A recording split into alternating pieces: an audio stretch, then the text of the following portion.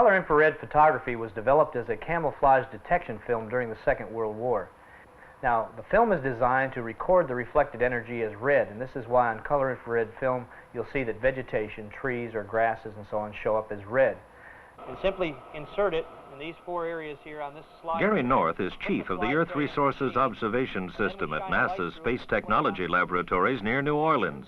He actually works for the Department of Interior.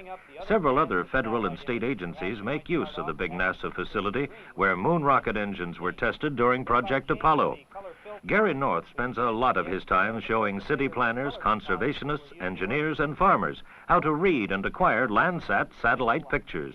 Pictures that could usefully serve their individual needs. We find, it's almost an old cliche, but to say that most of the people don't know what's happening. They're not familiar with the fact that the Department of Interior has a space program, or that NASA has designed an Earth Resources satellite which helps man inventory resources and look at pollution and so on. Usually they've thought of Apollo launches or the actual main theme of the Apollo program to land and safely return man from the moon. We've all heard, what are the applications beyond this type of thing? And the remote sensing space business is one of the biggest ones we feel. North described information that could be helpful in several areas. The use of the remotely sensed data for geologic applications is one of the most promising at the present time. Being able to detect new geologic structure, faults, lineaments, these types of things hold a great key to potential new deposits of minerals and petroleum and so on.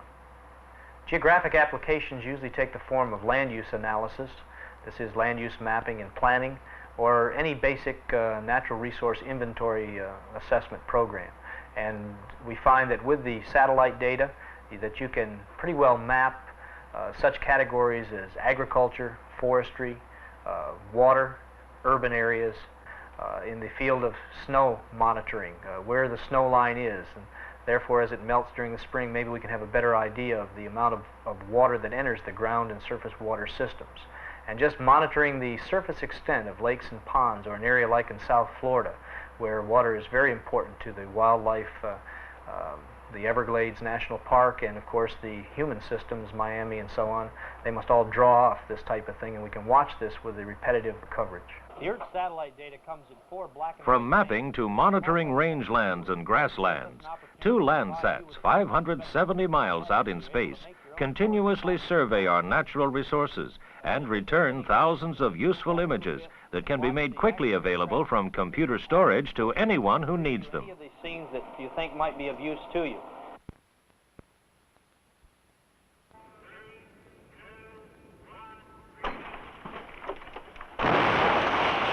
They're dropping things on purpose at NASA's Langley Research Center in Virginia. In this case, a 22,000-pound Army helicopter.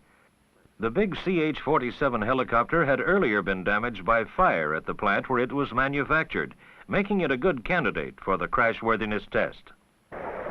Watch again, this time in slow motion, as the helicopter is dropped 50 feet to the concrete below.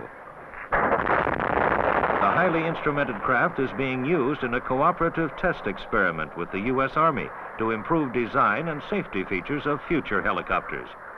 Crashworthiness tests, giving aircraft designers important structural information before they go to the drawing boards.